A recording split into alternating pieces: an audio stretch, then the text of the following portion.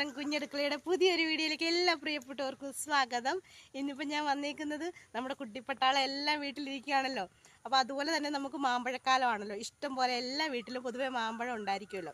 അപ്പോൾ അവർക്ക് ഇഷ്ടപ്പെടുന്ന രീതിയിൽ വളരെ ഹെൽത്തി ആയിട്ടും ടേസ്റ്റി ആയിട്ടും വളരെ സിമ്പിളായിട്ടും തയ്യാറാക്കാവുന്ന ഒരു മാമ്പഴ ജാമിൻ്റെ റെസിപ്പി ആയിട്ടാണ് ഞാൻ വന്നേക്കുന്നത്. അപ്പോൾ ഒരുപാട് സാധനങ്ങളൊന്നും വേണ്ട കേട്ടോ.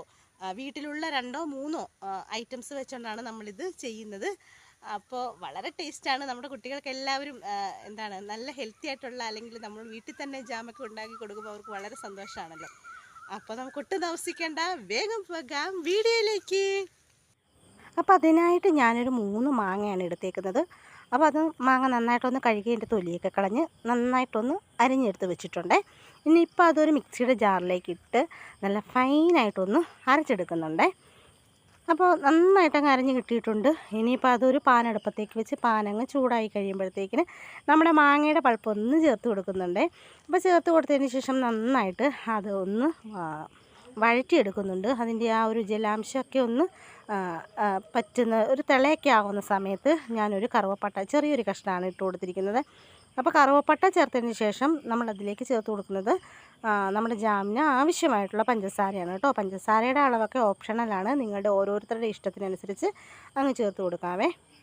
അപ്പോൾ ഇനിയിപ്പോൾ അത് നന്നായിട്ട് ഒരു ജാമിൻ്റെ കൺസിസ്റ്റൻസി ആവുന്നത് വരെ നന്നായിട്ടൊന്ന് ഇളക്കി കൊടുക്കുന്നുണ്ട്.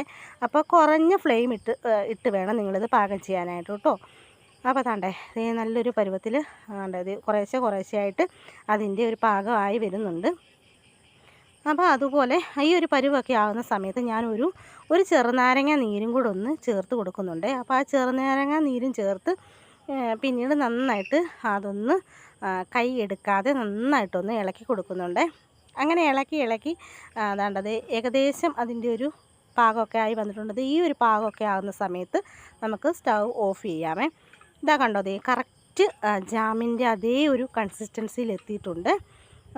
ഉണ്ടോ, നല്ല ടേസ്റ്റാണ് കേട്ടോ. ആ നാരങ്ങ നീരും കൂടെ ഒക്കെ ചേർത്ത് കഴിയുമ്പോഴത്തേക്കിനും ആ മധുരമൊക്കെ ബാലൻസ് ചെയ്ത് നമ്മുടെ സാധാരണ ജാമിനും ചെറിയൊരു പുളിയുണ്ടല്ലോ.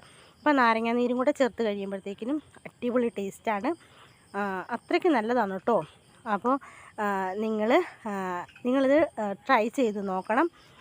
അതുപോലെ എൻ്റെ വീഡിയോ ഒക്കെ കാണുന്നവർ ഇഷ്ടപ്പെടുകയാണെങ്കിൽ ലൈക്ക് ചെയ്യാനും ഷെയർ ചെയ്യാനും സബ്സ്ക്രൈബ് ചെയ്യാനും ഒന്നും മറന്നു പോകരുതേ.